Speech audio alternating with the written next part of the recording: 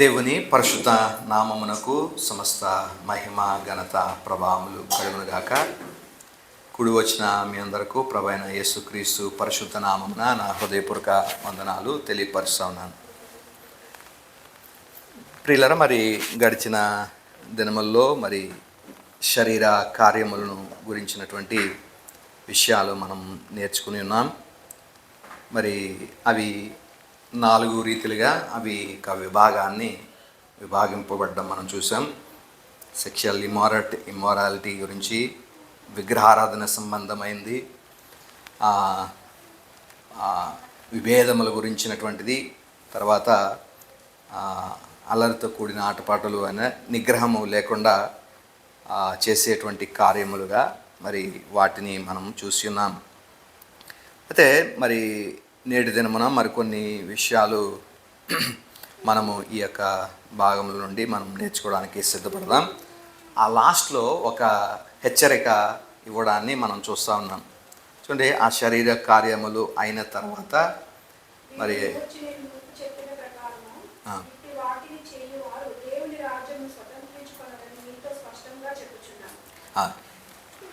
వీటిని గురించి మునుపు నేను మీతో చెప్పిన ప్రకారము అనేటువంటి మాట రాయబడుతుంది.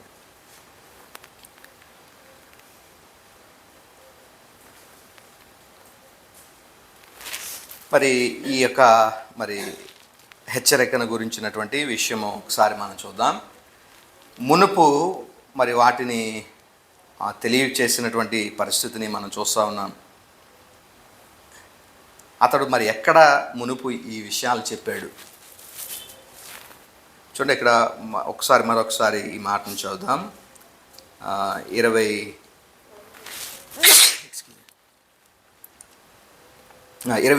ఆఖరి భాగంలో వీటిని గురించి, అంటే వేటిని గురించి? శరీర కార్యాలను గురించి నేను మునుపు మీతో చెప్పిన ప్రకారము. అంటే ఎప్పుడు చెప్పి ఉండాలా? మునుపు చెప్పాడంటే 2 సందర్భాలు మన పాసిబిలిటీ ఉంది. ఒకటి, ఇదే గలతీ పత్రికలో ముందు అధ్యాయాల్లో చెప్పన్న ఉండాలా, లేదా అపోస్తుడైన పౌలు తన మిషనరీ జర్నీలో ముందు వీరికి స్వార్థ చేసినప్పుడు ఒకసారి చెప్పిన అవకాశం కూడా ఉండొచ్చు. అంటే ఇప్పుడు మనం చూస్తున్నాం, ఈ పత్రిక దేని కొరకు రాయబడింది, దీని ఉద్దేశం దేని కొరకు అని మనం చెప్పుకున్నాం. దేని కొరకు రాయబడింది? గలతీలకు రాయబడిన పత్రిక దుర్బోధ. అంటే అపోస్తలుడైన పౌలు ఒక మంచి సువార్తను, క్రీస్తు సువార్తను ప్రకటిస్తే ఆ ప్రకటించినటువంటి సువార్త కాకుండా వీళ్ళు ఏమయ్యారంటే చాలా సులువుగా భిన్నమైన సువార్త తట్టుకు సులువుగా తిరిగిపోయినటువంటి ఆ విషయం కొరకు వీరిని మరలా ఆ సువార్త, సత్య సువార్తకు అనుగుణంగా, సత్య సువార్తకి అనుగుణంగా, లేదా సత్యానికి చేరువుగా వీరు మరలా రావాలని చెప్పి ఈ పత్రిక ద్వారా వీరిని హెచ్చరిస్తున్నట్లుగా మనం చూస్తూ ఉన్నాం. కాబట్టి మొదటిసారి చెప్పాడు, వీరికి సువార్తను ప్రకటించాడు. ప్రకటించినప్పుడు సువార్తను నమ్మారు. ఆ శరీర కార్యాల నుండి దూరంగా, లేదా ధర్మశాస్త్ర క్రియల నుండి దూరంగా ఉండి దేవుణ్ణి ఆరాధించగలిగారు. పరిశుద్ధాత్మ వారి మధ్య సూచక్రియలు, అద్భుతాలు చేసి తన ఫలమును ఫలించినటువంటి స్థితిలో వీరున్నారు. అయితే దుర్బోధ ఎప్పుడైతే ప్రారంభమైందో తద్వారా వీరు మరలా ధర్మశాస్త్ర కాడి కిందను శరీర కార్యములను నెరవేర్చడానికి వీరు పూనుకున్న కారణం చేత ఈ పత్రిక ద్వారా వారిని హెచ్చరించడం జరుగుతున్నట్లుగా మనం గమనించాం. కాబట్టి ఒకసారి ఏమై ఉండొచ్చు అంటే, మునుపు నేను మీతో చెప్పిన ప్రకారం అంటే స్వార్థ వీరికి మొదట తీసుకొచ్చినప్పుడు ఆ సందర్భంలో ఒకసారి చెప్పిన దాఖలాలు ఉండి ఉండొచ్చు. లేదా రెండవది ఏంటంటే, ఇదే పత్రికలో పౌలు తన యొక్క సువార్తను ప్రకటిస్తూ ఈ పత్రికలో రాస్తూ వారిని హెచ్చరించినటువంటి సందర్భాలు కూడా మనం చూస్తాం. ఎలాగ వీరిని హెచ్చరించాడు? శరీర కార్యాల గురించి, దేవుణ్ణి శరీర క్రియలతో మీరు ఆరాధించకూడదు, ఇలా ఆరాధిస్తే మీకు నష్టం కలుగుతుందని ఆ పౌలు వీరిని హెచ్చరించినటువంటి సందర్భము ఇదే అధ్యాయంలో కూడా మనం చూడొచ్చు. 2వ వచనం నుండి మనం కొన్ని మాటలు మనం చదివితే, క్రీస్తు అంటే ఈ మాటలు నేను చదువుతున్నాను, పూర్తిగా కాదు కానీ, క్రీస్తు వలన మీకు ప్రయోజనం కలగదు. తర్వాత కృపలో నుండి మీరు, 4వ వచనంలో ఆఖరి భాగం, కృపలో నుండి మీరు బొత్తిగా తొలగిపోయి ఉన్నారు. కాబట్టి ఈ విషయాలను ఏవైతే మరి అతడు ముందు రాసినటువంటి అధ్యాయంలో, క్రీస్తు వలన మీకు ప్రయోజనం ఏమీ లేదు, క్రీస్తు వలన మీకు ప్రయోజనం లేదు, దేవుడు శిలువ మరణమని ఆయన చేసినటువంటి బలియాగమ ద్వారా ఏ ప్రయోజనాలు అయితే వస్తాయో ఆ ప్రయోజనాలు మీకు కలగవు. ఎందుకు కలగవు అంటే, మీరు మరలా దాస్యపు కాడి కింద లేదా ఆ ధర్మశాస్త్ర కాడి కింద మీరు వెళ్ళిపోవడం, లేదా శరీర క్రియలను అనుసరించి మీరు దేవుణ్ణి అప్రోచ్ అయినటువంటి ఆ విధానాన్ని బట్టి ప్రభు ఇచ్చేటువంటి బహుమానాలు లేదా బెనిఫిట్స్, ఆయన మరణం ద్వారా వచ్చేవి ఏవి ఉన్నాయో అవి మీకు కలగవు. అంతేకాదు, దేవుని యొక్క కృపలో నుండి కూడా మీరు తొలగిపోయిన వారుగా ఉంటారు. ఎందుకంటే సువార్తను మీరు వినట్లేదు కాబట్టి, సువార్త మీరు త్రోవ నుండి వేరొక త్రోవకి మీరు తొలగిపోయిన కారణం చేత కృపలో నుండి మీరు తొలగిపోయి ఉన్నారు అనే మాటలు మనం చదువుతున్నాం. కాబట్టి మునుపు నేను మీతో చెప్పినట్లుగా, అంటే సువార్త మొదటిసారి తన మిషనరీ జర్నీలో సువార్త అందించినప్పుడు ఒకసారి చెప్పిన అవకాశం ఉన్నది, లేదా ఇదే అధ్యాయంలో ముందు పై మాటల్లో మనం చదువుకున్నటువంటి లేఖన భాగాల్లో చెప్పినటువంటి సందర్భం అయినా ఉండుండొచ్చు. అలాగ మునుపు నేను మీతో ఒకసారి చెప్పాను ఈ విషయాల గురించి, ఇప్పుడు మరలా చెప్తున్నాను. ఈ శరీర కార్యముల ద్వారా మీరు గనక దేవుణ్ణి ఆరాధించేటువంటి వారుగా ఉంటే దాని యొక్క పర్యవసానము ఏంటి అంటే, ఇక్కడ మనం చూస్తూ ఉన్నాం, దేవుని రాజ్యములోనికి మీరు ప్రవేశించలేరనేటువంటి మాట భక్తుడు దేవుని రాజ్యములో నుండి బహిష్కరింపబడతాము అనే మాట చూడండి. చాలా ఇది ఏమని అనొచ్చు అంటే, చాలా తీవ్రమైనటువంటి హెచ్చరికగా దీన్ని మనం భావించాలి ప్రియులరా. దేవుని రాజ్యమును స్వతంత్రించుకొనరు, దేవుని రాజ్యం స్వతంత్రించుకొనరు. ఇప్పుడు దేవుని రాజ్యములోనికి మనం ప్రవేశించడానికి ఒకే ఒక్క మానవులో దేవుడు చూసేటువంటిది ఏంటంటే, మానవుల్లో విశ్వాసమును మాత్రమే దేవుడు చూసేవాడై ఉంటా ఉన్నాడు. కాబట్టి ఈ విశ్వాసము ఎవరందైతే దేవుడు చూస్తాడో వారందరికీ ఆత్మను అనుగ్రహిస్తాడు. ఆత్మ అనుగ్రహించబడినటువంటి వారందరికీ కూడా కుమారులయ్యేటువంటి అవకాశం, ఎందరైతే తన ఆత్మచేత నడిపింపబడతారో వారందరూ దేవుని కుమారులు అయ్యేటువంటి హక్కు, అధికారము దేవుడు ఇస్తా ఉన్నాడు. కుమారులమైతే దేవుడు ఇచ్చేటువంటి దేవునికి ఉన్నటువంటి సమస్తమైన ఆస్తికి లేదా ఆయన యొక్క ప్రతిదానికి కూడా మనము ఏమవుతామంటే వారసులం అవుతాము. కాబట్టి ఆ వారసత్వంగా వచ్చేటువంటి హక్కు మనకు ఉంది. అదేంటంటే ఈ నిత్య రాజ్యంలోనికి లేదా దేవుని రాజ్యంలోనికి ప్రవేశము, అది మనకు ఒక హక్కుగా మనకు ఉంటుంది. ఇప్పుడు విశ్వాసము ద్వారా మనము క్రీస్తుని అప్రోచ్ అయినప్పుడు. అయితే ఎప్పుడైతే మనము శరీర క్రియలను అనుసరించి లేదా ధర్మశాస్త్ర క్రియలను అనుసరించి వీటిని ఆధారం చేసుకుని దేవుని సన్నిధికి వెళ్తామో, విశ్వాస సంబంధమైనటువంటి రీతిలో కాకుండా విశ్వాసానికి మన క్రియలు, విశ్వాసానికి ధర్మశాస్త్ర క్రియలను కలిపి అనుసరిస్తామో ఈ హక్కుని మనం కోల్పోతాం. తద్వారా ఈ ఏదైతే మనకి స్వాస్యము రావలసి ఉందో ఆ స్వాస్యాన్ని మనం పోగొట్టుకుంటామనే విషయాన్ని మనం జ్ఞాపకం చేసుకోవాలి ప్రియులారా. కాబట్టి శరీరానుసారంగా మరి జీవించడం అంటే ఏంటంటే విశ్వాసము లేనటువంటి స్థితిలో మనం కొనసాగడమే అనేటువంటి మాటను మనం జ్ఞాపకం చేసుకోవాలి ప్రియులరా. అంటే దీని ఉద్దేశం ఏంటంటే, ప్రభు ఆయన చేసినటువంటి బలియాగము నాకు సరిపోదు అని ప్రభువును మనం ఏం చేస్తున్నట్టు, తక్కువ చేస్తున్నట్లు, ఆయన బలియాగాన్ని, ఆయన సిలువలో మన కొరకు అర్పించినటువంటి తన యొక్క ఆ ప్రాణాన్ని మనం ఏం చేస్తున్నామంటే లైట్గా ఎంచుతున్నాం.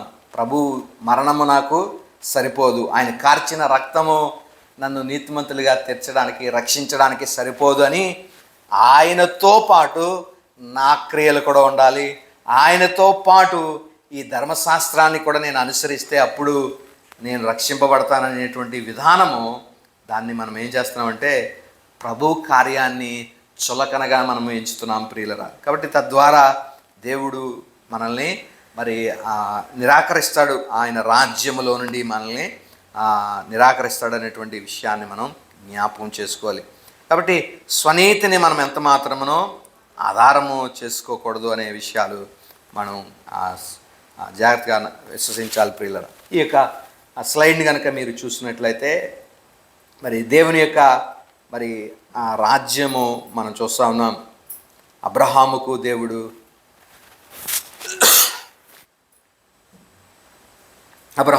దేవుడు వాగ్దానం చేశాడు. ఆదికాండం 12వ అధ్యాయంలో 5 వాగ్దానాలు చేశాడు.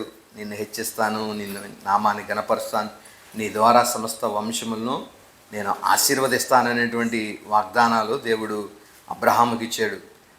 అయితే ఆ వాగ్దానాలతో పాటు 15వ అధ్యాయంలో ఆయన ఒక నిబంధన అబ్రహాముతో చేశాడు. ఈ భూమిని నీ సంతానానికి స్వాస్యంగా ఇస్తానని ఆయన వాగ్దానం చేశాడు. అయితే ఈ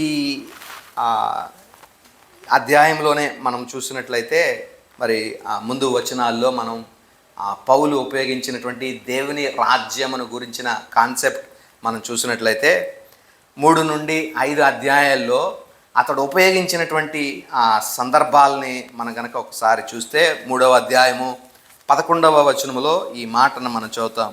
3:11.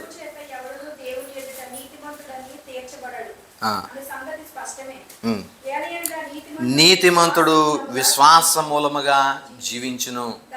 చాలండి, ఇది ఎక్కడి నుంచి తీసుకోబడింది? ఈ నీతిమంతుడు విశ్వాసం మూలంగా జీవించునని. నీతిమంతుడు విశ్వాసం మూలంగా జీవించును.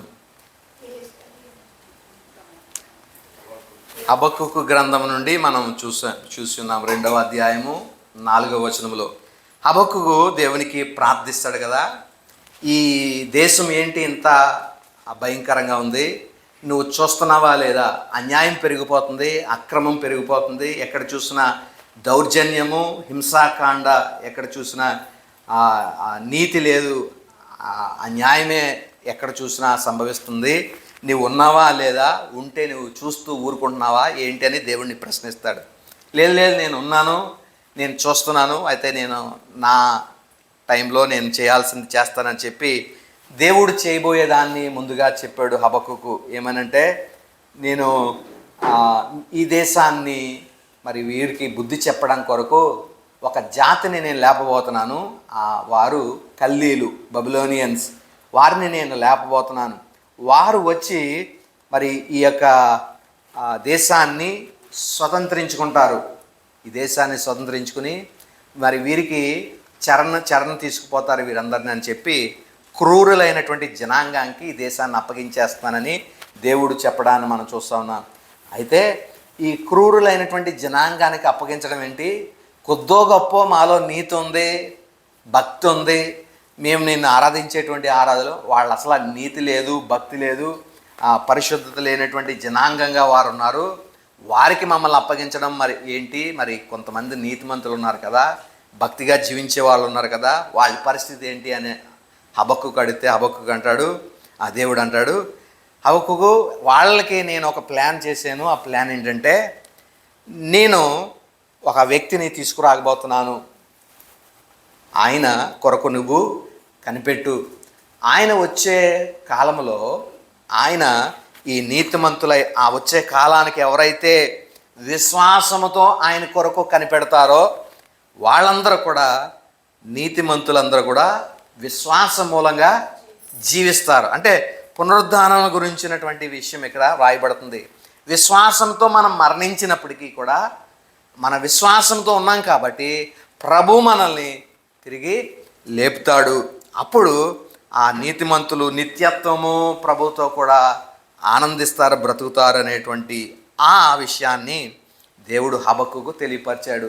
వెంటనే హబక్కుకు ఆ దినము నుండి విశ్వాసముతో ఎవరైతే వాగ్దానం చేయబడ్డాడో, వచ్చుచున్నవాడు అని ఎవరైతే దర్శనమందు ఆయనకి దేవుడు ఇచ్చాడో, ఆ వచ్చుచున్నవాని కొరకు ఆసక్తితో ఆయన కనిపెడతా విశ్వాసముతో జీవించాడు. తన జీవిత దినాలన్నీ కూడా అలా విశ్వాసంతో కనిపెట్టాడు. విశ్వాసంతోనే మృతి చెందాడు. అతని కాలంలో అది జరగలేదు. అయితే ఈ తర్వాత జరుగుతున్నటువంటి దినములన్నీ కూడా ఇప్పటి వరకు కూడా ప్రజలందరూ కూడా అదే వాగ్దానం కొరకు ఎదురు చూస్తూ ఉన్నారు. వచ్చుచున్నవాడు ఆలస్యం చేయకుండా వస్తాడు. ఆయన వచ్చినప్పుడు తన రాజ్యాన్ని స్థిరపరుస్తాడు. అప్పుడు నీతిమంతుడు విశ్వాసం మూలంగా జీవిస్తాడని ఆ వాగ్దానం కొరకు అందరము ఎదురు చూస్తూ ఉన్నాను. కాబట్టి ఈ రాజ్యమును మరి కొరకు మనం ఏం చేస్తూ ఉన్నామంటే ఎదురు చూస్తూ ఉన్నాం. అది మరి హబక్కుకు రాసినటువంటి ఆ విషయంగా అక్కడ మనం చూస్తూ ఉన్నాం. అదే అంటే దేవుని రాజ్యాన్ని కొరకు మనం ధ్యానం చేస్తూ ఉన్నాం. ఈ అధ్యాయంలోని 3వ అధ్యాయం 11లో ఇక్కడ రాశాడు. ఒకసారి దేవుని రాజ్యాన్ని గురించి చెప్పాడు. అతడు దేవుని రాజ్యం కొరకు హబక్కుకు ఎదురు చూసినట్లుగా మనం చూస్తూ ఉన్నాం. తర్వాత ఈ 54వ అధ్యాయాన్ని మరి ఇక్కడ ఉపయోగించాడు. 54వ అధ్యాయాన్ని మరి 4వ వచనములో రాశాడు. ఏంటంటే 30వ వచనం, 4వ అధ్యాయము 30వ వచనము. దాసిని దాని కుమారుని వెళ్ళగొట్టుము, దాసి కుమారుడు స్వతంత్రాలి కుమారునితో పాటు వారసుడై ఉండడు. కాగా సహోదరులారా, మనము 27 చదువుదండి. 27 కనని గుడ్రాల సంతోషించుము, ప్రసవేద పడనని దానా బిగ్గరగా కేకలు వేయము. ఎలయనగా పెనిమిటి గల దాని పిల్లల కంటే పెనిమిటి లేని దాని పిల్లలు ఎక్కువ మందిగా ఉన్నారు. చూడండి, ఇక్కడ ఇది ఎక్కడి నుంచి తీసుకోబడింది? ఈ యొక్క లేఖనం యెషయా గ్రంథము 54వ అధ్యాయంలో నుండి రాయబడింది. ఈ భాగం మొదటి వచనంలోనే దీన్ని మనం చూస్తాం. యెషయా గ్రంథము 54వ అధ్యాయంలో ఏంటి ఈ కాన్సెప్ట్, లేకపోతే ఇక్కడ ఎందుకు ఇది ఉపయోగించాడు అనేటువంటిది మనం ఒకసారి గమనించాలి. దేవుడు ఇశ్రాయేలీలతో ఒక నిబంధన ద్వారా వారిని వివాహం చేసుకున్నాడు. ఆ నిబంధన మోషే ధర్మశాస్త్ర నిబంధన కదా. ఆ పాత నిబంధన ద్వారా దేవుడు ఇశ్రాయేలీలతో వివాహం చేసుకున్నాడు. అయితే ఈ వివాహముల ద్వారా అంటే మోషే ధర్మశాస్త్రము ద్వారా ఏ ఒక్క వ్యక్తి కూడా నీతిమంతుడిగా తీర్చబడలేదు. దీన్నే మనం ఏమని పిలుస్తున్నామంటే పిల్లలు. అంటే ఇక్కడ భర్త కలిగినటువంటి స్త్రీ పిల్లల కంటే గుడ్రాల యొక్క పిల్లలు ఎక్కువ మంది. అదే కదా ఇక్కడ కనని గుడ్రాల సంతోషించము, ప్రసవ వేదన పడదాన బిగ్గరగా కేకవేయము. ఎలాగనగా పెనిమిటి గలదాని పిల్లల కంటే, పెనిమిటి గలదాని పిల్లలు. పెనిమిటి గలది ఎవరు? ఇశ్రాయేలీలు. పెనిమిటి అంటే దేవుడు ఇశ్రాయేలీలతో నిబంధన ద్వారా వారిని వివాహం చేసుకున్నాడు. అంటే ఈ ఇశ్రాయేలీలతో దేవుడు చేసుకున్నటువంటి ఈ ధర్మశాస్త్రము ద్వారా పిల్లలు కలగలేదు. అంటే దాని అర్థం ఏంటంటే ఎవరునూ పరిశుద్ధపరచబడలేదు, ఎవరునూ నీతిమంతులుగా తీర్చబడలేదు. కాబట్టి వీరి పిల్లల కంటే పెనిమిటి లేని దాని పిల్లలు ఎక్కువగా ఉన్నారు. అంటే అసలు వాస్తవానికి ఏది ఉండాలా? భార్యాభర్తలు ఉంటేనే కదా పిల్లలు కలిగేది. కానీ ఇక్కడ పెనిమిటి లేని దానికి పిల్లలు ఉన్నారు, ఆ పిల్లలే ఎక్కువయ్యారు. అంటే దాని అర్థం ఏంటంటే ఒక నిబంధన ద్వారా ఇశ్రాయేలీలు, మోషే నిబంధన ద్వారా ఇశ్రాయేలుతో దేవుడు వివాహం చేసుకున్నాడు. అయితే ఈ భర్త వివాహం చేసుకున్నటువంటి ఈ భర్త ఏమయ్యాడు? 53వ అధ్యాయంకి వచ్చేసరికి యెషయాలో చనిపోయాడు, భర్త చనిపోయాడు. ఇప్పుడు ఇశ్రాయేలు ఏమైంది? విధవరాలైంది. విధవరాలైనటువంటి ఈ ఇశ్రాయేలీలు ఇశ్రాయేలీల్ని. దేవుడు ఏం చేస్తున్నాడంటే ఈ చనిపోయినటువంటి భర్తే మరలా పునరుద్ధానుడై మరలా ఇదే ఇశ్రాయేలీల్ని ఈ భర్త వివాహము చేసుకోబోతున్నాడు. అది వివాహం జరిగిందా జరగలేదా అంటే ఇంకా వివాహము జరగలేదు. మరి ఎప్పుడు జరుగుతుంది? మధ్యాకాశములో ఆ వివాహము జరుగుతుంది. మరి ఆ వివాహానికి ఒక నిబంధనను కూడా దేవుడు స్థిరపరిచాడు. ఒక నిబంధన ద్వారా ఆ మొత్తం ఆధ్యాత్మిక ఇశ్రాయేలుని దేవుడు వివాహం చేసుకోబోతున్నాడు. ఆ నిబంధనే 10వ వచనంలో యెషయా 54:10 మనం చదువుతా ఉన్నాం. శాశ్వత మెట్టల తత్తరిలను నా కృప నిన్ను విడిచిపోదు, సమాధాన విషయమైన నా నిబంధన తొలగిపోదు. ఈ నిబంధన ఏంటంటే సమాధాన సంబంధమైన ఒక నిబంధన దేవుడు ఇశ్రాయేలీలతో చేసి, అంటే ట్రూ ఇజ్రాయిల్తో చేసి, నిజ ఇశ్రాయిల్ అంటే వాస్తవానికి సున్నతి చేయబడిన ప్రతి ఇశ్రాయిల్ కాదు, కానీ హృదయ సంబంధమైన సున్నతి చేయబడిన వాడే నిజమైన ఇశ్రాయిల్గా మనం తీసుకుంటే ఆ ఇశ్రాయిలీలందరినీ కూడా దేవుడు ఈ నిబంధన ద్వారా వారిని వివాహము చేసుకోబోతా ఉన్నాడు. కాబట్టి ఈ నిబంధన ప్రకారము కలిగేటువంటి ఆశీర్వచనములు ఆ 54వ అధ్యాయంలో మనకి ఇంకా రాయబడి ఉన్నాయి. తర్వాత మీరు ఇంటికి వెళ్ళాక చదవండి. కాబట్టి ఆ నిబంధన శాశ్వతమైన శాంతికరమైనటువంటి ఆ నిబంధన ద్వారా వారిని వివాహం చేసుకుంటున్నాడు. ఇప్పుడు ఈ నీతిమంతులుగా లేకపోతే ఎవరైతే నిజ ఇశ్రాయేలీలు ఉన్నారో వారి యొక్క పిల్లలు అధికమవుతారు. ధర్మశాస్త్రము వివాహం ద్వారా జరిగిన పిల్లలు ఎవరు, ధర్మశాస్త్రం ఎవరిని నీతిమంతులుగా తీర్చలేకపోయింది, ఎవరిని పరిశుద్ధపరచలేకపోయింది. కానీ ఈ విధవరాల యొక్క పిల్లలు, ఇప్పుడు భర్త లేదు, ఇప్పుడు ప్రస్తుతం ఇశ్రాయేల్ ఎలా ఉంది? విధవరాలుగా ఉంది. అయితే కానీ ఇప్పుడు దేవుడు ఇచ్చినటువంటి ఆధిక్యత ఏంటంటే మరి ఆయన కృపను బట్టి ఇశ్రాయేలీలు అభివృద్ధి చెందడాన్ని మనం చూస్తూ ఉన్నాం. అనగా భౌతికమైన ఈ ఇశ్రాయేల్ కాదు, కానీ ఆత్మీయ ఇశ్రాయేలు అభివృద్ధి చెందుతున్నారు పిల్లలు. ఇప్పుడు ప్రభువుని అంగీకరించే వారు ఎక్కువ అవుతున్నారు, ప్రభుని విశ్వసించిన వారు అధికమవుతున్నారు. ఎందుకంటే ఆయన కృప ద్వారా ఇది సాధ్యమవుతుంది. ధర్మశాస్త్రము చేయలేనిది కృప సాధ్యపరిచింది అనే విషయాన్ని మనం గమనించుకోవాలి. అయితే గలతీయుల యొక్క విశ్వాసము ఉంచారు. రాయబడినటువంటి సంవత్సరం ఇది. అయితే దేవుని రాజ్యము కొరకు వీరు కూడా ఇశ్రాయేలీలు ఎదురు చూస్తున్నారు. హబక్కుకు ఎదురు చూశాడు, లేదా ఇశ్రాయేలీలు ఎదురు చూశారు. అందరూ దేని కొరకు ఎదురు చూస్తూ ఉన్నారంటే రాబోయే మెస్సియా కొరకు ఎదురు చూస్తున్నారు. ఆ మెస్సియా వస్తాడు, తన రాజ్యాన్ని భూమి మీద స్థిరపరుస్తాడు. 1000 ఏళ్ళు ఈ భూమిని ఆయన పరిపాలన చేయబోతున్నాడని దాని కొరకు వారు ఎదురు చూస్తూ ఉన్నారు. ఇది దేవుని రాజ్యము.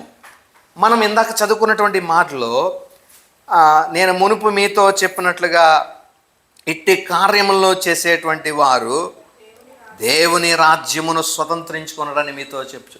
అంటే ఈ 1000 ఏళ్ల పరిపాలన ఏదైతే ఉందో, ప్రభు ఏదైతే భూమి మీద తన పరిపాలన, తన రాజ్యాన్ని చేయబోతా ఉన్నాడో, ఆ రాజ్యములో ఇట్టి కార్యములు జరిగించేవారు స్వతంత్రించుకున్నారు. ఎట్టి కార్యాలు? శరీర కార్యాలు.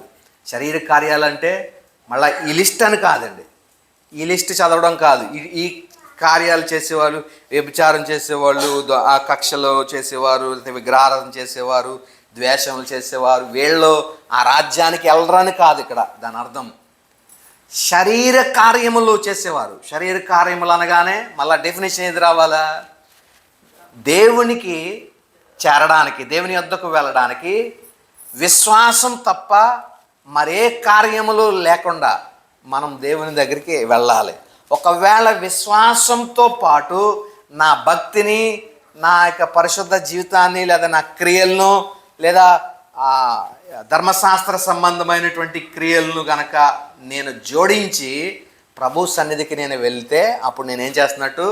శరీర కార్యాలతో ప్రభు నేను ఆరాధిస్తున్నట్లు. ఇట్టి శరీర కార్యాలు చేసేవారికి దేవుడు ఏమీ లేదని చెప్తున్నాడంటే ఆయన రాజ్యములో స్థానం లేదు. ఆయన రాజ్యాన్ని స్వతంత్రించుకొనరని దేవుడు తెలియపరుస్తున్నట్లుగా మనం చూస్తూ ఉన్నాం ప్రియులరా. కాబట్టి దేవుని రాజ్యములో ప్రవేశించాలి అంటే విశ్వాసం మాత్రమే, దాని ద్వారా మాత్రమే మనం దేవుని సన్నిధికి చేరుకోగలుగుతామనే మాటను మనం గమనించాలి ప్రియులరా.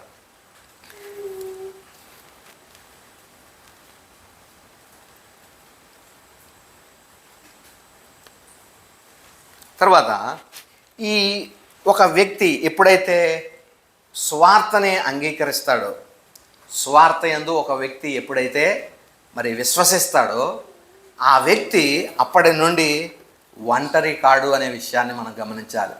ఈ వ్యక్తికి ఏమనుగ్రహింపబడుతుందంటే పరిశుద్ధాత్మ దేవుని యొక్క సహవాసము ఆ వ్యక్తికి ఉంటుంది అనే విషయాన్ని మనం జ్ఞాపకం చేసుకోవాలి. చాలాసార్లు నేను ఒంటరి వాడిని లేదా నేను ఒంటరి దాన్ని, నాకు ఎవరు లేరు అన్నట్లుగా మనం భావిస్తూ ఉంటాం. కానీ మనకి తెలియని తోడు మనకి ఒకటి ఉంది. అదే విశ్వసించినటువంటి ప్రతి విశ్వాసికి కూడా దేవుడు అనుగ్రహించేటువంటి ఒక వరం ఏంటంటే ఆత్మదేవుని యొక్క సహవాసం. ఆయన మనకి కనిపించకపోవచ్చు, కానీ ఆయన మనతో ఉంటున్నాడు అనే విషయాన్ని, మనతో సహవాసంలో ఉన్నాడనే విషయాన్ని మనం జ్ఞాపకం చేసుకోవాలి ప్రియులరా. అయితే గొప్ప సంగతి ఏంటంటే దేవునితో పనిచేసేటువంటి అవకాశం నీకు కలుగుతుంది. దేవునితో పనిచేసేటువంటి అవకాశం అంటే చాలాసార్లు మనము లోకపరంగా ఇలాగ మనం మాట్లాడుతూ ఉంటాం.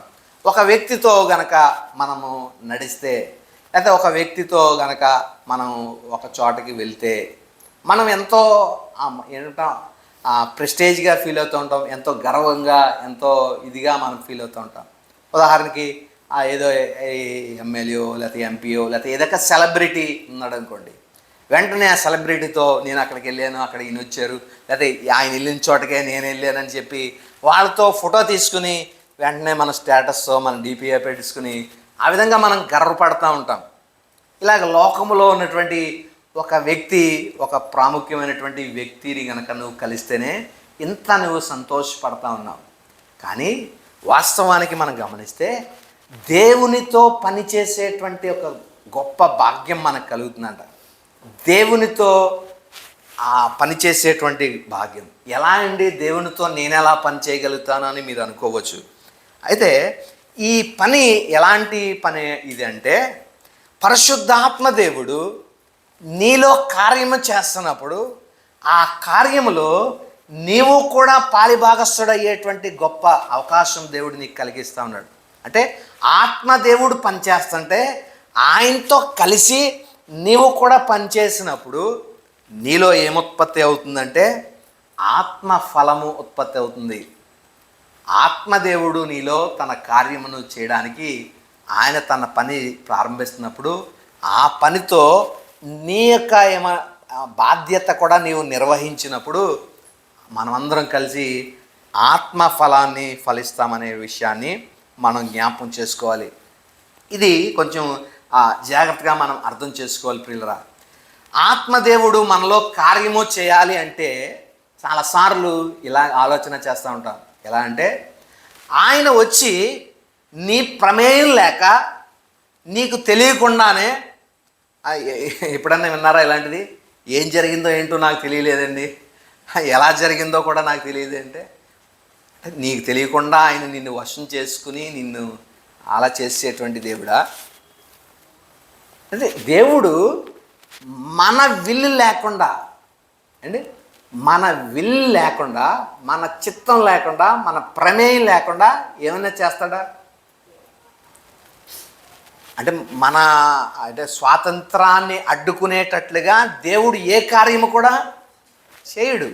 ఒకవేళ చేసేలా ఉంటే అప్పుడే దేవుడు ఆత్మదేవుడిని ఆదామవ్వలోకి పంపించి వాళ్ళు తెలియకుండానే ఆ చెట్టును మాయించేసేయడమో, లేకపోతే వెంటనే వీళ్ళు మాయించేసి వేరే ఒక చోట పంపించేయడమో, అరే ఇక్కడ చెట్టు ఉండాలి ఏది అని ఆశ్చర్యపోయేటట్లుగా వీళ్ళు చేసేటువంటి పద్ధతి ఉండేది. కానీ అలాగ చేయడండి. మానవుని విల్ని, ఆయన స్వాతంత్రాన్ని, ఫ్రీ విల్ని ఎప్పుడు కూడా దేవుడు అడ్డుకోడు. కాబట్టి దేవుడు ఏది చేసినా మానవుని యొక్క రెస్పాన్సిబిలిటీ తోటి, బాధ్యతతోటే దేవుడు అంటే మానవుడు కూడా దేవునితో చేయగలిపితేనే ఆయన ఏదైనా చేయగలిగినటువంటి దేవుడై ఉంటాడు. కొన్నిసార్లు ఇలాంటి సాక్ష్యాలు కానీ బోధలు కానీ మనం వింటూ ఉంటాం. నీవేం చేయవలసిన లేదు, దేవుడే నీలో నుండి అన్ని కార్యములు చేసుకుంటాడు అంటే నువ్వు చేయకుండా ఆయన ఎలా చేసుకుంటాడు? నీ ప్రమేయం లేకుండా, నీ బాధ్యత లేకుండా దేవుడు ఏ కార్యాన్ని జరిగించడండి. ఆఖరికి ఏమంటాం, పరిశుద్ధాత్మ దేవుడు మరియమ్మతో మాట్లాడినప్పుడు, అదే దూత వచ్చి మరియమ్మతో మాట్లాడినప్పుడు, ఇది ఎలా సాధ్యమో, నేను పెళ్ళవలేదు, పురుషుని నేను ఎరగలేదు, ఇది ఎలా సాధ్యమో అంటే పరిశుద్ధాత్మ నిన్ను కమ్ముకుంటుంది, పరిశుద్ధాత్మ చేత నీవు ఆవరింపబడతావు, ఆయన ద్వారా నీకు గర్భము ధరిస్తావని చెప్తారు. అంటే అది మరియమ్మ విల్లింగ్ ఇచ్చింది అక్కడ. ప్రభు ఆ కార్యమునికి మీరు చెప్పినట్లే అన్నట్లుగా ఆ విల్లింగ్ ఇవ్వడంతో ఆత్మదేవుడు ఆమెకు కమ్ముకోవడము, ఆమె గర్భవతి అయినటువంటి పరిస్థితిని మనం చూస్తూ ఉన్నాం. మనిషి విల్లింగ్ లేకుండా దేవుడు ఏ కార్యమును మానవుల్లో జరిగించడండి. ఆ పరిశుద్ధాత్మ దేవుడు నీలో తన ఫలోత్పత్తిని జరిగించాలన్నా కూడా నీకేమవ్వాలంటే ఆ ఆత్మదేవునితో నీవు ఏమంటావు, నీ వంతు బాధ్యత, నీ వంతు విల్లింగ్, నీ వంతు పని అంటే క్రియకని కాదు, ఇక్కడ నీ రెస్పాన్సిబిలిటీ నీవు ఆయనకి నేను విల్లింగ్, ఆత్మదేవునితో కలిసి పని చేయడానికి నీవు ఇష్టపడాలి. అప్పుడే ఆత్మదేవుడు తన కార్యాన్ని తాను జరిగిస్తాడు. అక్కడ ఆ మాట ఉందా లేదా ఒకసారి చూడండి. ఆ దూత చెప్పినప్పుడు నీవన్నట్లే జరుగుతుంది.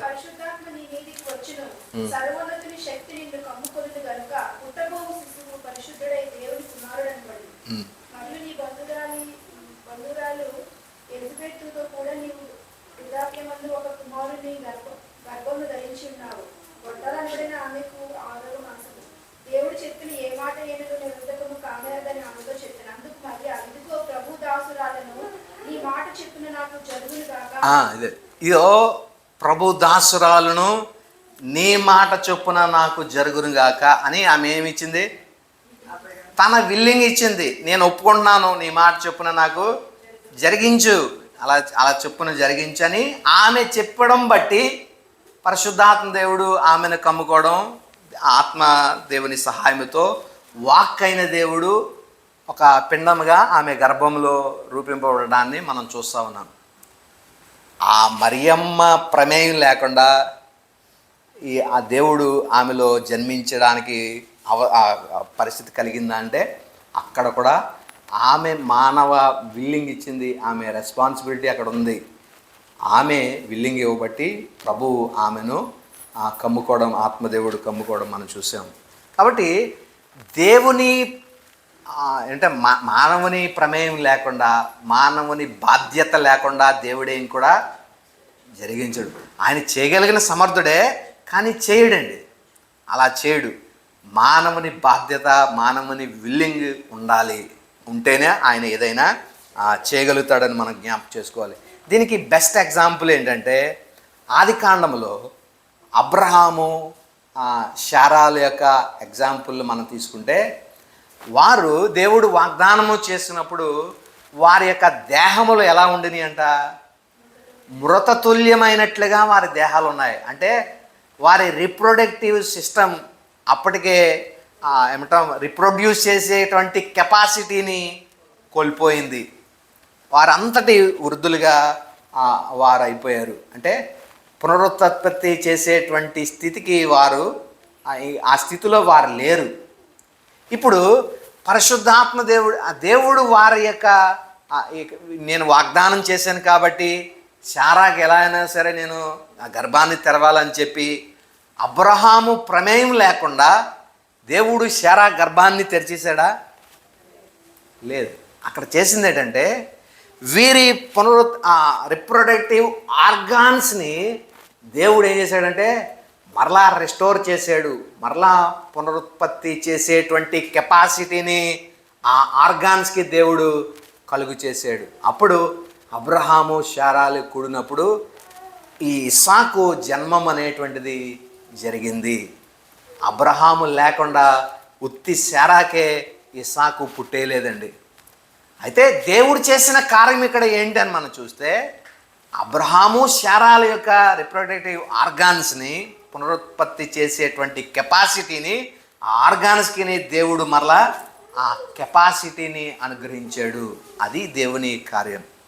అంతేగాని మానవుని రెస్పాన్సిబిలిటీ లేకుండా, మానవుని విల్లింగ్ లేకుండా దేవుడు ఏది కూడా జరిగించడు అనే విషయాన్ని మనం అర్థం చేసుకోవాలి. కాబట్టి ఎందుకు ఈ మాటను నేను చెప్తున్నానంటే, ఇప్పుడు ఇది మనం చదువుకోబోయేటువంటి వాక్యంలో ఆత్మ ఫలము అనే కాన్సెప్ట్ మనం మొదలు పెట్టబోతున్నాం.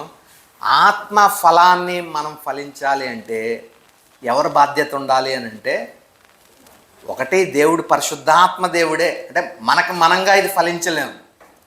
వ్యక్తి విశ్వాసిగా ఈ ఫలాన్ని ఫలించలేడు. కాబట్టి దేవుడే ఈ ఫలాన్ని మనలో ఫలింపచేయాలి. కాబట్టి ఇది దేవుడే ఫలింపచేయాలి కాబట్టి నేను ఖాళీగా కూర్చుంటాను అనడానికి లేదు. నీ బాధ్యత కూడా ఉంది. ఆ బాధ్యత ఏంటంటే, నీ యొక్క బాధ్యత ఏంటంటే, ఆత్మ దేవునితో కలిసి భాగస్వామిగా నువ్వు కూడా ఆయన పనికి నీవు తోడ్పడాలనేటువంటి విషయము ఇక్కడ మనం అర్థం చేసుకోవాలి ప్రియులారా. కాబట్టి ఈ విషయాలను మనం జాగ్రత్తగా అర్థం చేసుకుందాం. ఆత్మ ఫలమును మనం ఫలించేటువంటి పరిస్థితి, ఆ స్థితికిలో మనం ఉండాలి ప్రియులారా. ఇక్కడ 3 ఈ విషయాలు ఇక్కడ మనం చూస్తా ఉన్నాం. ఒకసారి దీన్ని మనం గమనిస్తే, దేవునికిని మనిషికి మధ్య చాలా అగాధము ఏర్పడింది. దేవునికిని మనిషికిని మధ్య గొప్ప అగాధము ఏర్పడింది. ఈ అగాధాన్ని తొలగించడానికి దేవుడు ఏం చేశాడంటే, సువార్తని తెరపైకి తీసుకొచ్చాడు. సువార్తని తెరపై. ఆ సువార్త ఎవరిది? సువార్త దేవుని సువార్తే, తన కుమారుని గురించినటువంటి సువార్త. ఆ సువార్త ఏం చేసిందంటే, ఈ అగాధాన్ని దాటేటువంటి గొప్ప అవకాశము సువార్త మనకి కలిగించినట్లుగా మనం చూస్తాం. చూస్తే ఇటువైపు పక్కన దేవుని రాజ్యం ఉంది, అటువైపు పక్కన మానవ జాతి అంతా కూడా ఉంది. ఆ మానవ జాతికి స్వార్థని ప్రకటించుతున్నారు.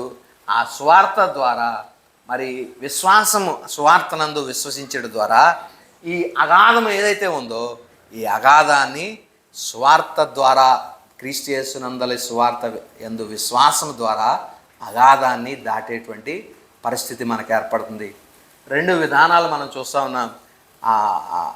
ఒకటి మరి స్వేచ్ఛావాదం, ఏ విధానము అంటే మనిషికి నచ్చినట్లుగా చేసుకోవచ్చు అనేటువంటి ఆ విధానం ఒకటి.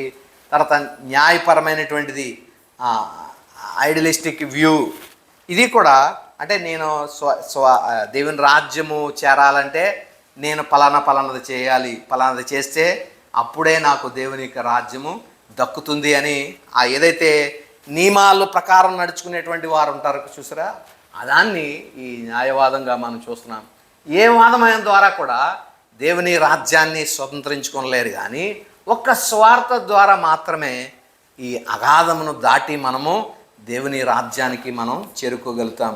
దీనికి బెస్ట్ ఎగ్జాంపుల్ ఏంటంటే, యాకోబు తన యొక్క జీవితాన్ని మనం పరిశీలన చేసినప్పుడు, తన అన్న దగ్గర నుండి పారిపోతా వస్తున్నప్పుడు అరణ్యంలో అతడు నడుస్తా ఒక చోట అలసట చెంది పడుకుంటాడు. రాత్రివేళ ఒక రాయిని తల కింద పెట్టుకుని పడుకుంటాడు.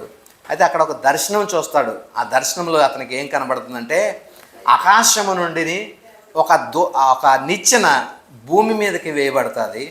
ఆ నిచ్చెన మీద దేవదూతలు ఎక్కుచూ దిగుచూ ఉన్నటువంటి పరిస్థితిని ఆ దర్శనమందు అతడు చూస్తాడు. అప్పుడు లేచి, ఇది చాలా మరి మహిమగల ప్రదేశంలా ఉంది, యెహోవా సన్నిధి ఇక్కడ ఉన్నట్టుంది, ఇది యెహోవా గవినే అని చెప్పి దాన్ని అతడు ఏం చేశాడంటే ఆ రాజుని మీద ఒక నూనె పోసి అభిషేకించినట్లుగా మనం చూస్తూ ఉన్నాం ప్రియులరా. అయితే ఇక్కడ మనం గమనించాల్సిన విషయం ఏంటంటే, ఈ ఎగ్జాంపుల్ నిచ్చెన ఏదైతే ఉందో ఆ నిచ్చెనని మనం ఎలా చూడొచ్చు అంటే యేసుక్రీస్తు ప్రభువుగా మనం భావించవచ్చు. అంటే భూమి మీద ఉన్నటువంటి మనుషుల్ని పరలోకానికి చేర్చడానికి వచ్చినటువంటి నిచ్చెన ఏంటంటే యేసుక్రీస్తు ప్రభువారు. ఆ నిచ్చెన నువ్వు ఎక్కాలంటే నీకు కావలసింది ఏంటంటే విశ్వాసం. క్రీస్తు యేసునందలి విశ్వాసము నువ్వు ఉంచి ఆ నిచ్చెన కనుక నువ్వు ఎక్కితే ఈ అగాధాన్ని దాటి పరలోకానికి నువ్వు చేరుకోవచ్చు అనడానికి అదొక ఉదాహరణగా ఛాయగా మనం చూడొచ్చు ప్రియులరా. అలాగే ఇక్కడ కూడా మనం చూస్తే దేవునికి మానవునికి మధ్య ఉన్నటువంటి అగాధాన్ని దాటడానికి మనకి సహాయపడేటువంటిది ఏంటంటే సువార్త క్రీస్తు యేసును గూర్చినటువంటి వార్త. దాని యందు ఎవరైతే విశ్వసిస్తారో వారందరూ ఈ అగాధాన్ని దాటి ఆయన రాజ్యంలోనికి ప్రవేశిస్తారనేటువంటి విషయం మనం జ్ఞాపకం చేసుకోవాలి. కాబట్టి ఈ విషయాలను మనం పరిశీలన చేసినప్పుడు ఒక వ్యక్తి దేవుని రాజ్యమును చేరుకోవాలి అంటే మొదట అతడు సువార్త యందలి విశ్వాసం ఉంచాలా.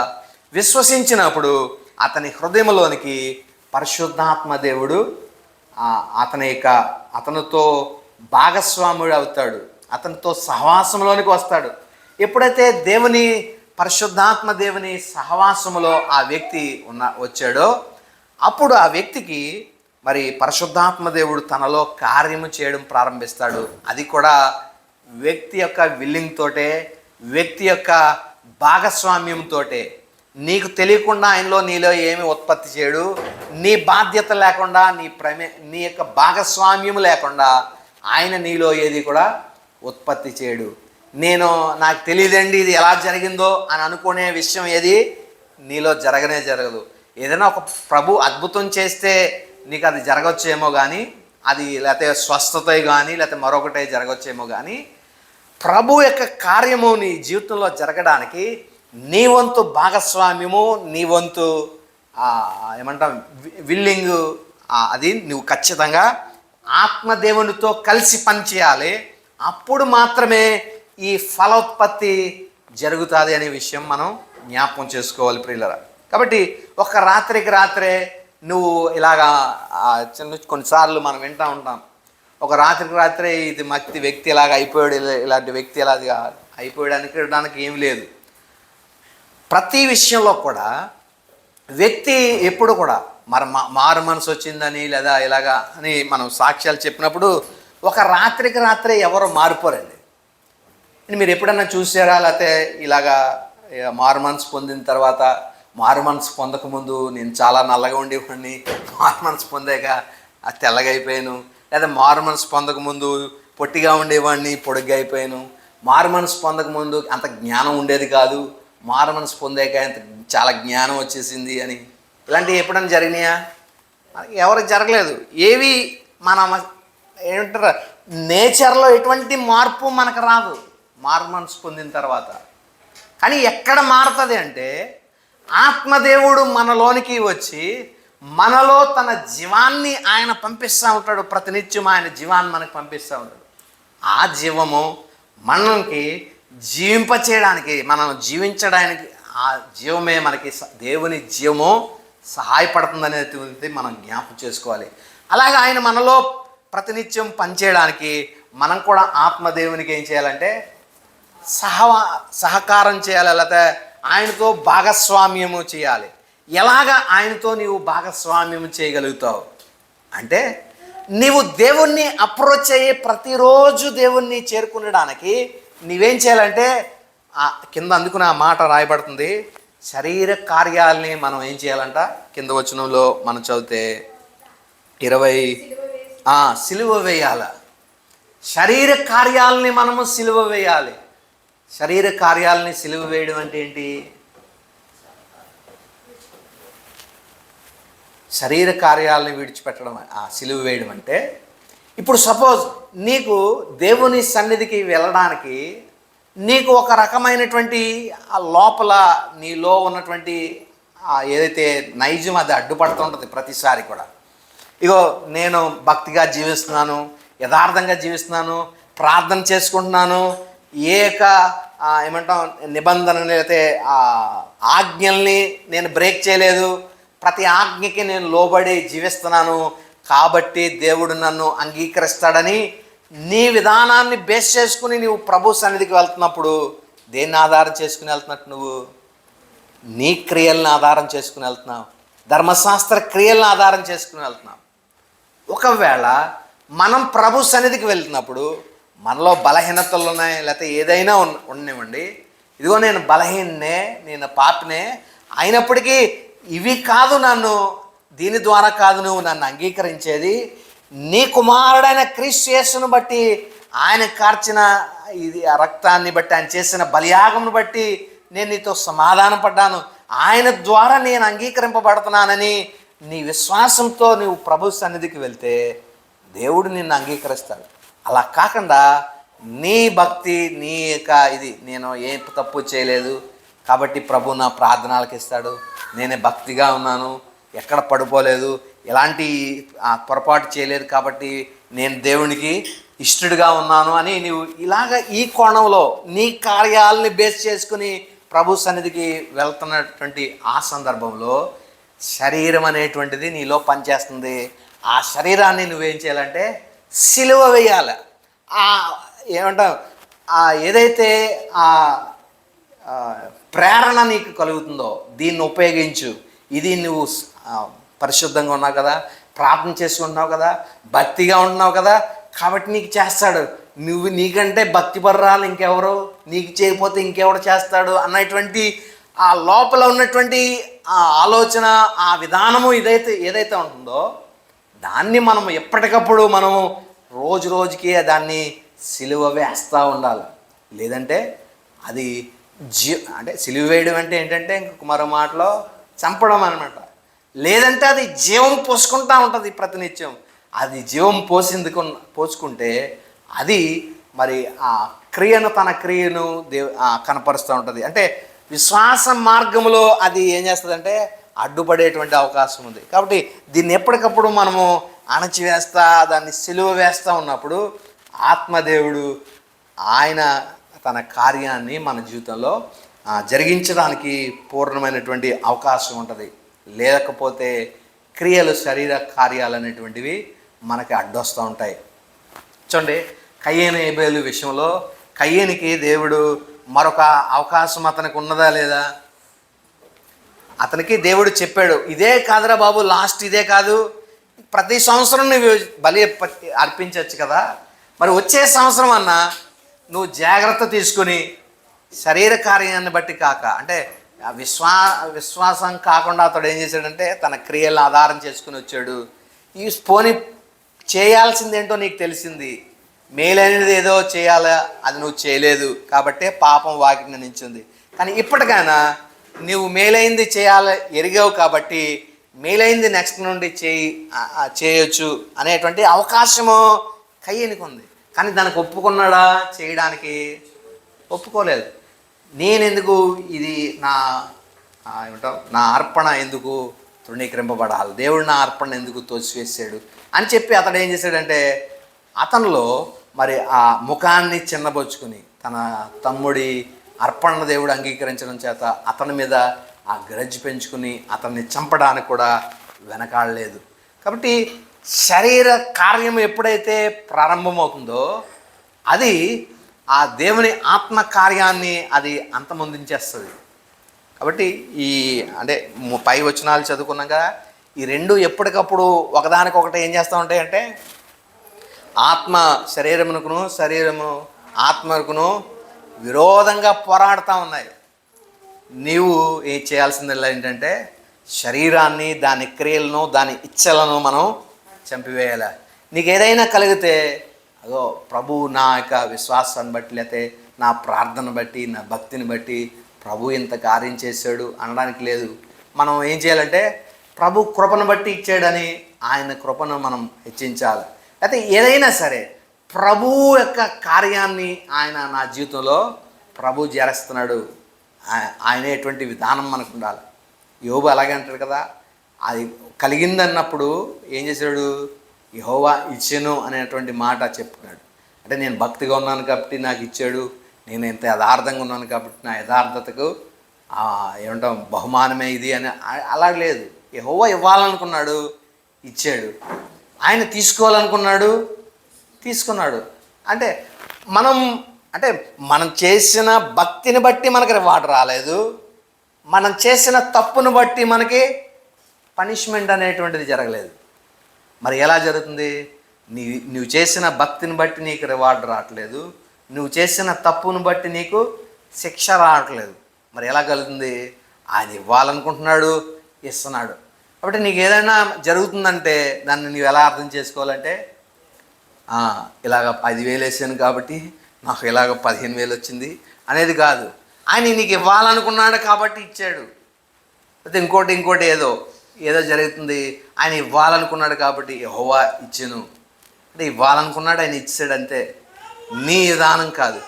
పోనీ ఏదైనా పోయిందంటే వెంటనే మనం ఏం చేస్తాం?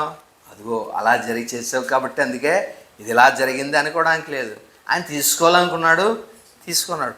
ఇవ్వాలనుకున్నప్పుడు ఇస్తున్నాడు, తీసుకోవాలనుకున్నప్పుడు తీసుకున్నాడు. ఎవరిది? సార్వభౌమ అధికారం దేవునిది.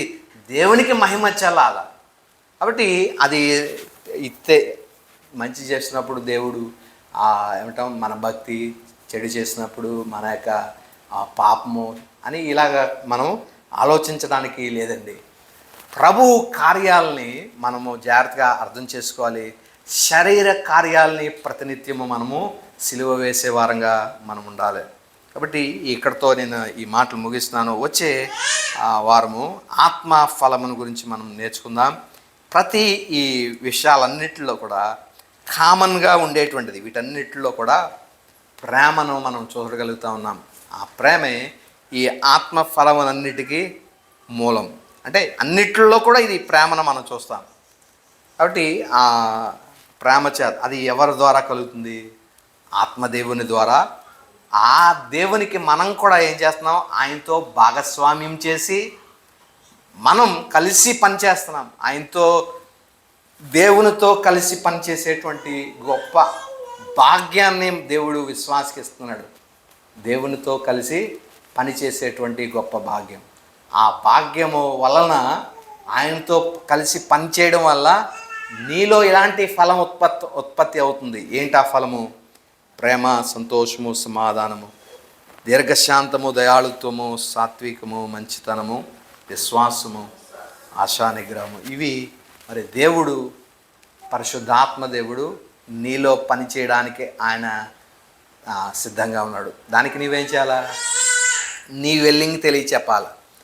మరి ఏమో చెప్పింది కదా, నీ మాట చొప్పున నాకు జరుగునుగాక అని అట్లుగా పరిశుద్ధాత్మకి అయా నీవు చేయాలనుకున్నట్లుగా నా జీవితంలో చెయ్యి అని చెప్పి ఆత్మదేవునికి నీ కార్యములన్నింటినీ అణచివేసి నీ శరీర క్రియలు, నీ భక్తి, నీ సమస్త విధములైనటువంటి వీటిని సిలువ వేసి ఆత్మదేవునికి నీ వంతుగా నీవు పని ఆయనకి అప్పగించుకున్నప్పుడు ఆయన ఏం చేయాలనుకున్నాడో అది నీ జీవితంలో చేస్తాడు. అలా కాకుండా నీ కార్యాలతోనే నీకు నీవుగా నీ ఆత్మ శరీర కార్యాలని చేస్తూ పరిశుద్ధాత్మదేవా నీవు నాలో ఈ ఉత్పత్తి చేయంటే ఆయన చేయలేడు. ఎందుకంటే ఆ కార్యాలు జరిగించాలంటే నువ్వేం చేయాలా? నీ కార్యాలని, శరీర క్రియల్ని సిలువ వేయాలా. అప్పుడు ఆత్మదేవునికి నువ్వు సంపూర్ణంగా విధేయత చూపినప్పుడు, లోబడినప్పుడు, ఆయనతో కలిసి పనిచేసినప్పుడు ఈ ఫలము నీలో ఉత్పత్తి అవుతుంది అనే విషయాన్ని మనం జ్ఞాపకం చేసుకుందాం. అలాగా ఆత్మదేవుడు తన ఫలాన్ని మనలో ఫలింపచేయడానికి తన కృపను, సహాయం మనందరికీ అనుగ్రహించిన గాక. ఆమేన్. చిన్న ప్రార్థన చేసుకుందాం. కృపయు కనికరం గల మా ప్రియ పరలోకపు తండ్రి, మీ ఉన్నతమైన, శ్రేష్టమైన, అత్యున్నతమైన నామమునకు కృతజ్ఞతాస్తుతులు చెల్లిస్తున్నాను. మరి యొక్క వాక్యం ద్వారా ఇదేనమ్మా మీరు మాతో మాట్లాడారు. నిజమేనయా, అనేక పర్యాయములు నేను మా స్వచిత్తాన్ని, నేను మా యొక్క స్వనీతిని ఆధారం చేసుకుని మేము జీవిస్తా ఉన్నాం. ఇదిగో మిమ్మల్ని నేను చేరుకోవడానికి విశ్వాసంతో పాటు కొన్నిసార్లు మా భక్తిని లేదా మా యొక్క స్వనీతిని ఆధారం చేసుకుని మీ సన్నిధికి మేము వస్తున్నామేమో. దయతో మమ్మల్ని మన్నించండి. శరీర కార్యాలని ఎప్పటికప్పుడు మేము సిలువ వేసేటువంటి కృపను అనుగ్రహించండి. ఆయన ఆత్మదేవునితో మేము కలిసి పనిచేసే గొప్ప భాగ్యాన్ని మీరు మాకు కలుగు చేశారు. అయితే ఆత్మదేవుడు మనలో పని చేయాలి అంటే శరీర కార్యాలను మేము సిలువ వేయాల్సి ఉన్నది. ఆ కార్యములను మేము ప్రతినిత్యము సిలువ వేయటానికి, ఆత్మదేవునికి మేము సంపూర్ణమైనటువంటి విల్లింగ్ని ఇవ్వడానికి, కలిసి ఆయనతో భాగస్వాములమై ఆయన ఫలోత్పత్తికి మేమును తోడ్పడేటువంటి కృపాభాగ్యాన్ని మీరు మాకు దయచేయమని ప్రార్థిస్తున్నాం. మీ కృపగల కనికరము గల హస్తాలకు మమ్మల్ని అప్పగించుకుంటున్నాం. విత్తబడిన వాక్యం మా వినికిడిలో ఫలింపచేసి వాక్యానుసారంగా జీవించడానికి మీ కృపను, మీ సహాయమును, మీ పరిశుద్ధాత్మ నడిపింపును కూడిన మాకందరుకును, వాక్యం ఇచ్చిన ప్రతి బిడకును మీ కృపా సహాయములు అనుగ్రహించి నడిపించమని యేసుక్రీస్తు పరిశుద్ధ నామమున స్తుతించి ప్రార్థించి వేడుకొనుచున్నాము తండ్రి. ఆమేన్.